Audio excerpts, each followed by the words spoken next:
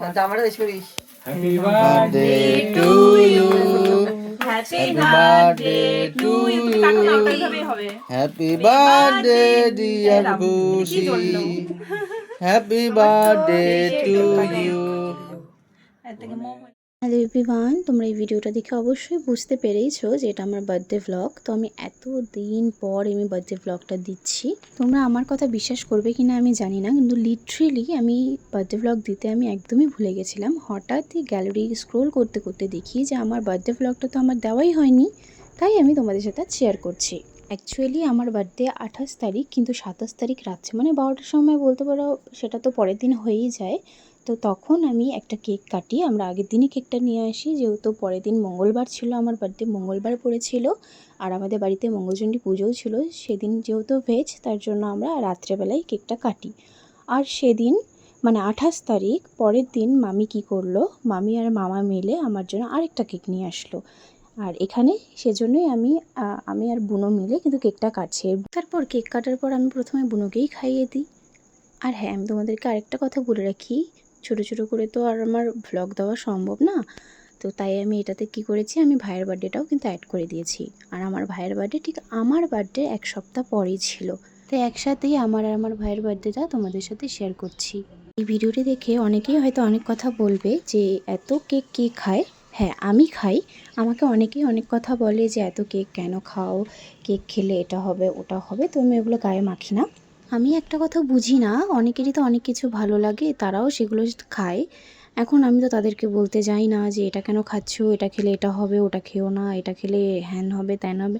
তো আমি তো এগুলো বলি না। তো আমি লোক কেন আমাকে বলে, ভাই তোমাদের ভালো লাগে না দেখি কি আমারও ভালো লাগবে না? এটা কোনো কথা না। আমি বেশি করে কেক খাবো, আরও কেক খাবো, আর আমাকে কেউ কেক খাওয়া থেকে আটকাতে পারবে না। আর রইলো আরেকটা কথা, আমার কেক যেমন ভালো লাগে সেরকম চকলেটও ভালো লাগে। চকলেটেরও পারলে আমি ফটো আমি তোমাদের সাথে শেয়ার করে দেবো, আমি কত ধরনের চকলেট খেয়েছি। যাই হোক, এগুলো কথা বাদ দাও, এখন আসি আমার ভাইয়ের বার্থডের কথাতে। এই ভিডিওটা আমার বার্থডের ঠিক এক সপ্তাহ পরে আমি ভিডিওটি রেকর্ড করি। আমার ভাইয়েরও বার্থডে কিন্তু আমি আগেই বলেছি যে এক সপ্তাহ পর ছিল। আমার বার্থডে যেহেতু মঙ্গলবার পড়েছিল, তাই আমার ভাইয়ের বার্থডেটাও কিন্তু মঙ্গলবারই পড়েছে। সেজন্যই আমাদের আগের দিন কেক কাটা। এরপর আমি ভাইকে কী গিফট দিয়েছিলাম সেটাও দেখে নাও। এনে তোর গিফট। 10 টাকা দিছিস তো? না, 20 টাকা দিছি। অ্যাকচুয়ালি কি হয়েছে সেটা আমি পুরোটাই তোমাদেরকে বলছি, কেন আমি ভাইকে 20 টাকা দিলাম। আমার বার্থডেতে ভাই কী করেছিল, আমাকে 10 টাকা দিয়েছিল, তাও আবার আমাকে সারপ্রাইজ দিয়েছিল। তোমরা ভাবতে পারছো কী লেভেলের মজাটা করেছে। আর আমি কিন্তু এটার ভিডিও করতে পারিনি জন্য যখন আমি গিফটটা খুলি তখন আমি খুব আফসোস করছিলাম। যাই হোক, আমি সেই মজাতেই আমি কি করেছি, আমিও ভাইকে আমি 20 টাকা দিয়েছিলাম। যেহেতু আমি বড় হই, তার জন্য কিন্তু একটা ভালো গিফট প্রাপ্য। তো আমি ওকে একটা ভালো গিফট দিতে চেয়েছিলাম, কিন্তু কী দেবো বুঝে পাচ্ছিলাম না।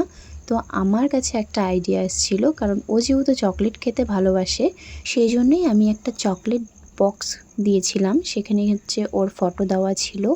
ও দেখে পুরোই শকড। আমি ক্যান্ডিক্রাফট থেকে আমি ভাইয়ের জন্য চকলেট বক্স অর্ডার করি। চকলেটটা খেতে ভীষণ টেস্টি ছিল। ভাই কিন্তু একটা মুহূর্ত ওয়েট করেনি খাওয়ার জন্য।